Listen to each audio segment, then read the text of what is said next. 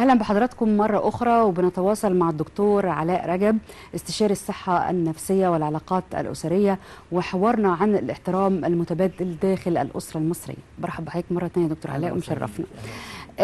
احنا عايزين نتكلم بقى ازاي الأب والأم يكونوا صورة مشرفة ويكون في احترام بينهم وبين أبنائهم. يعني مش معنى إنه الأبناء هم الأصغر إن هم لازم بس اللي يحترموا الآباء، ده لازم كمان الآباء والأمهات يحترموا أبنائهم. صور الاحترام ازاي بتكون؟ احنا عايزين نتفق دلوقتي مع بعضينا كده ان احنا كلنا محتاجين نعلي قيمة الاحترام داخل المجتمع وداخل الأسرة بالظبط. ومحتاجين نعمل ثورة من نوع آخر، ثورة أخلاق بجد. ولازم كل أب وكل أم يبقوا عارفين. أنا نفسي شخصيا وأي إنسان بيشوف الأبناء بيعرف صورة الأب والأم في البيت ازاي من خلال الأولاد. يعني أنا بشوف لما بيجي مثلا صديق لابني البيت بعرف باباه ومامته ازاي بيتعاملوا معاه من خلال صورته هو وسلوكياته مع ابني. ودي حاجة مهمة جدا. لو كل أب وكل أم يعرفوا ان السفير الحقيقي ليهم هو الابن هيختلف الأمر تماما. يعني احنا بنشوف صور كتيرة جدا ان الأب بيتنحى بمزاجه عن دور المسؤولية. دايما نرجع برضو للزوج او شخصية الرجل. شخصية الرجل بعد ما بيتجوز هو حتة ان هو يبقى مسؤول عن زوجة واولاد، بيبقى موضوع كبير جدا، محتاج ان هو يتأهل. يعني مش خلاص النهارده بقيت اب يا سلام برافو ان انت بقيت اب مبروك، لا. يعني نقدر نقول ان الزوجة او الانثى عامة مؤهلة اكتر او عندها استعداد اكتر. طبعا، لان الامومه عندها غريزه. وهي دايما بتحب تلعب دور الامومه من زمان. فطريه. وهي مش الدلوعه، هي بتقوم بمساعده مامتها في البيت بصوره واقعيه. وان هي بيبقى ليها ادوار ان هي بتحلم بيوم الفرح ويوم الزواج، لكن الراجل ما بيفرحش، ما بيحلمش بيوم الفرح بس ده برضو انا هتكلم عليه، بس معانا مداخله تليفونيه. ده برضو يرجع للموروث الثقافي والتنشئه. اكيد طبعا. ما احنا عايزين نغير بقى. ما احنا عايشين مش عايزين نقعد نقول خلاص ده احنا اتعودنا عليه فخلينا كده. احنا في عصر مختلف جدا في كل حاجه. الازواج بقى شكلهم مختلف، شكل الافراح بقت مختلفه، شكل اللبس بقى مختلف، شكل الكلام، شكل الفكر، شكل كل شيء بقينا مختلف. فلا بد احنا نكون مختلفين احنا كمان. مش هنقعد نتكلم على طول الوقت بابا وماما كانوا بيعملوا ايه، الاجيال اللي فاتت كده. لا، طب ما تيجي هم اتواجدوا في جيل بزرار واحد بس بيشوفوا الدنيا كلها، لكن احنا كنا بنلف مكتبات مصر كلها عشان نطلع سطر واحد. احنا معانا تليفون صح؟ معانا تليفون، معانا الدكتوره مها راغب استاذ ادب الطفل. الو مساء الخير. مساء النور. ازي حضرتك يا دكتوره؟ مها غانم. معلش أيوة. عفوا في الكنترول الاسم اتقال غلط. اهلا وسهلا بحضرتك. اهلا بيكي ومساء الخير عليكي وعلى ضيفك العزيز. اهلا بحضرتك دكتوره مها. يعني حضرتك جيت لنا كمان، كنت ضيفه معانا هنا، انا عرفت بقى من الصوت. اهلا بحضرتك. اهلا يا فندم. اهلا بيكي. دكتوره مها، انا عايزين بنتكلم احنا على العلاقات الاسريه وان ازاي الاحترام يكون متبادل داخل الاسره. كلمينا بقى عن هذا الموضوع وتاثيره على الطفل نفسه. عايزين نقول ان الطفل ما هو الا عباره عن قطعه اسفنج بتمتص كل ما يبث له من خلال الاسره. يعني ببساطه شديده، لو انا بابا وماما بيحترموا بعض في اسلوب الكلام، في اسلوب الحوار، في طريقه التعامل، انا صغير بقلدهم في كل شيء. الطفل بيقلد باباه ومامته في كل حاجه. طيب لما انا ككبيره افضل طول النهار اكلم بطريقه مش تمام، صوتي عالي، لما حد بيتكلم بقطعه، لما بيحصل اي تصرف غلط، ما بقولش مثلا لو سمحت مثلا البس مثلا شبشبك لابني، بقول له انت والفاظ وحاجات كده. انت متوقعه الطفل هيتكلم يقول ايه؟ هيبقى الفاظه شكلها ايه؟ وبعدين نقعد نقول احنا اولادنا مش مؤدبين واحنا كنا جيل محترم واحنا اولادنا هم اللي وحشين. لا، احنا اللي محتاجين اعاده تقويم لتصرفاتنا. الاباء والامهات هم الراعي الرسمي والمسؤول الاول عن الاسره اللي اولادهم هيطلعوا منتسبين اليهم، وبناء عليه لازم ان احنا نعلم ولادنا يعني ايه لما يبقى جاي مثلا عايز يعزم حد من اصحابه ما يفاجئنيش، يجي يقول لي مثلا انا عندي ضيف مفاجئ. لو بابا عمل كده ابني هيعمل كده، ويبقى ده الطبيعي. ده ما فيهوش احترام ليا. ندي فرصه للكبار. دلوقتي احنا ما عدناش بنشوف مثلا لما حد كبير يبقى داخل الاسانسير او طالع في مواصله عامه، لا كله بيزق وبيخبط مع بعض. ما بنقولش مثلا لا الكبار الاول، طب الستات نحترمها، طب الاطفال عشان ما حدش يأذيها. الحاجات الصغيره اللي احنا بقينا نتغاضى عنها وبقينا بنعتبرها انها عادي وبقت حاجات يعني الصغائر القاتله يا دكتوره، الصغائر القاتله، الصغائر القاتله ده العادي. لا احنا عايزين نرجع لثقافتنا الاساسيه، ان احنا كنا لما نشوف حد كبير يدخل علينا نقوم نقف. لما واحد كان عايز يدخن يقول استاذن يا جماعه انا ادخن او ما ادخنش. لما حد يبقى يعني ما ينفعش يقعد ويمدد رجليه قدام حد كبير. كل دي تصرفات صغيره هو انا لازم اعلمها لاولادي من خلال تصرفاتي. طبعا انا لما الاقي احترم مامتي او حماتي او بابايا قدامهم هم هيقلدوني يتصرفوا زي بالظبط. لما يبقى في مشكله اشوفهم واشور. لو انا احترمت الطفل ان انا مثلا احنا رايحين نصيف اخد رايهم، طب نروح الحته الفلانيه او الحته الفلانيه. لازم نحترم الناس اللي حوالينا حتى لو كانوا صغيرين، لان هو بيتعلم وبيقلدنا وبيتصرف زينا. لو كلنا ركزنا على النقاط دي مع اولادنا واكد لك ان احنا في خلال 5-7 سنوات هتلاقي مجتمع عنده اخلاق ومجتمع محترم. لكن هي المشكله ان احنا جايه من الشغل انا خلصانه وجايه اطبخ جري وجايه اشوف مشكلات واودي دروس، وجوزي طول النهار قاعد برضه عمال يشتغل وعايز يجيب فلوس عشان الصراعات اليوميه، وسايبين ولادنا قاعدين طول النهار. لا موجودين يا دكتوره معاهم بس بيتكلموا في التليفون طول الوقت، يعني كل واحد بيتكلم في التليفون وسايب. انا مش فاضيه للولاد ونسيت مهمتي الاساسيه، ان انا مش مهمتي ان انا اوفر فلوس واكل وشرب بس. لا ربنا ما خلاناش نخلف علشان كده، ربنا لينا رساله اخرى تماما. ودي الموضوع اللي احنا عايزين بقى نؤكد عليه ونهتم بيه في المرحله ان شاء الله القادمه. احنا مصر باذن الله هتبقى مصر جديده.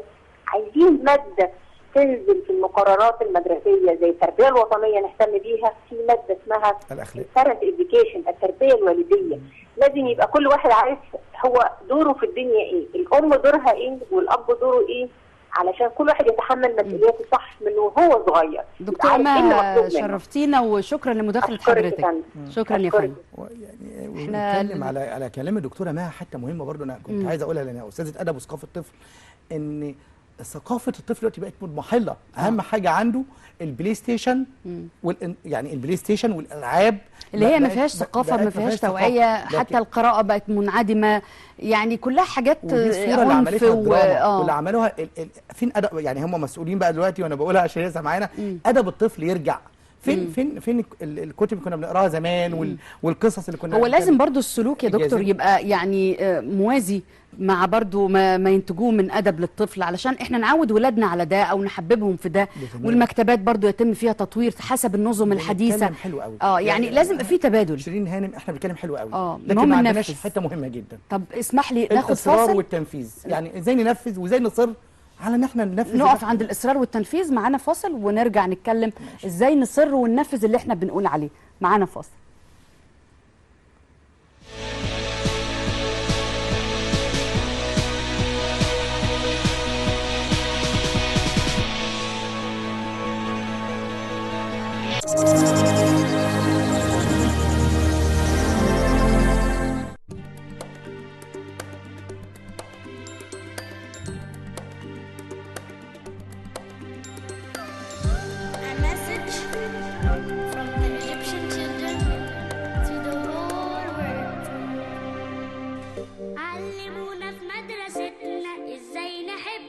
نخاف عليها طول حياتنا ونحمي أرضها. فهمنا يعني إيه بلادي، تحية العالم ننادي لك يا حبي وفؤادي.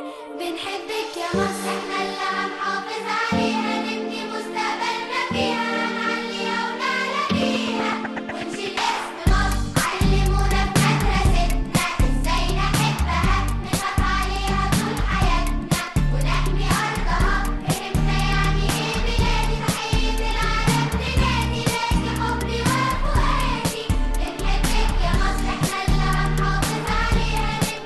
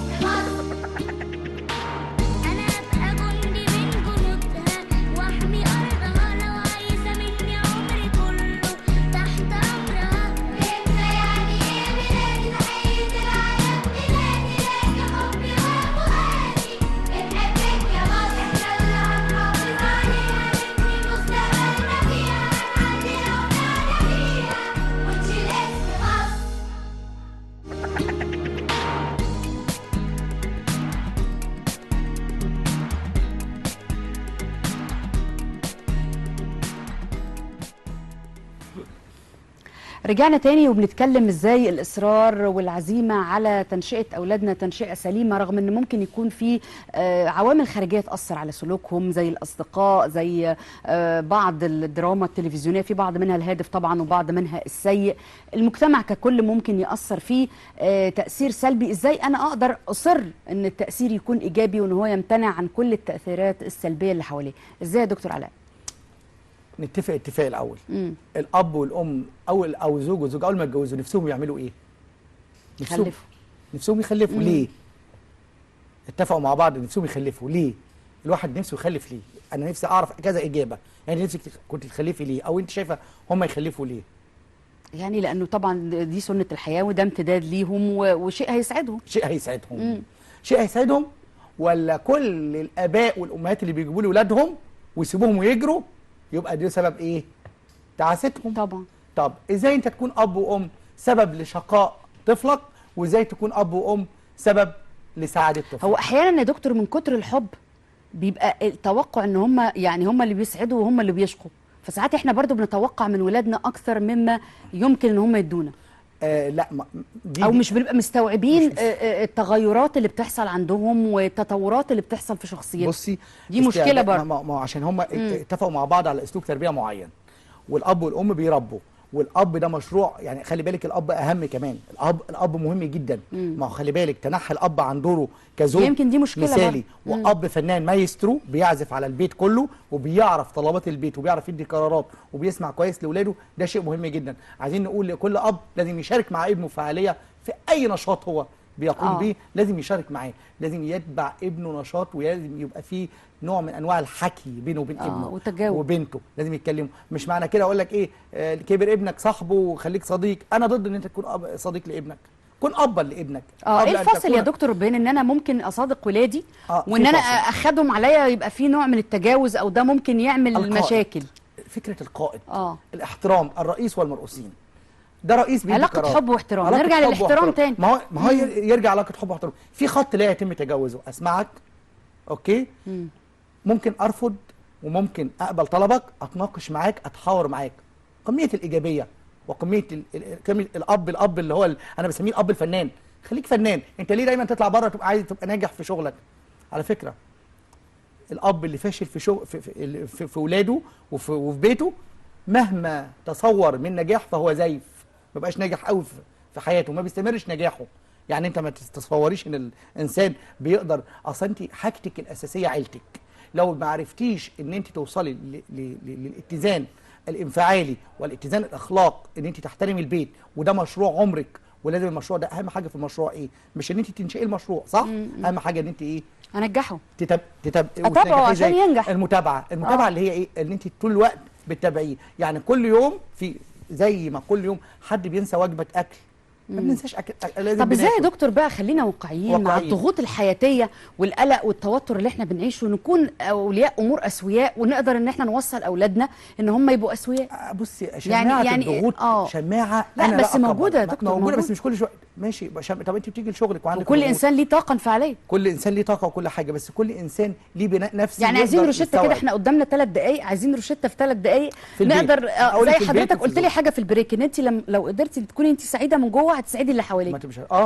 ازاي بقى؟ اولا ان لو كل اب وكل ام عرفوا انه نجاحهم في تربيه ولادهم هيحقق لهم سعاده، وان هم ما يتركوش ولادهم لاصحابهم وللتلفزيون وللانترنت بس، ويكونوا هم مشاركين زيهم بالظبط، يلعبوا دول الرقابه والمتابعه والتوجيه بس فن، مش الخنقه، مش ان هو مثلا ايه يجي يتفاعل مع ابنه كل حاجه بالرفض. لا انا ما بقولش كده. انا بقول ان احنا لابد ان احنا نتحاور، بس في نفس الوقت انت قلت لي من شويه ايه يعني ايه ما نكونش صديق، ويعني ايه ما نكونش اب. انت يا دكتور في ناس بتقول لك خليك صديق لابنك. لا، ما انت لو بقيت صديق لابنك قوي هياخد عليك. صح. واي قرار انت هتقوله فيه لا هيقول لك لا، هيجي له صدمه. هيجي له صدمه. يا بابا ده احنا كده ما بقيناش اصدقاء.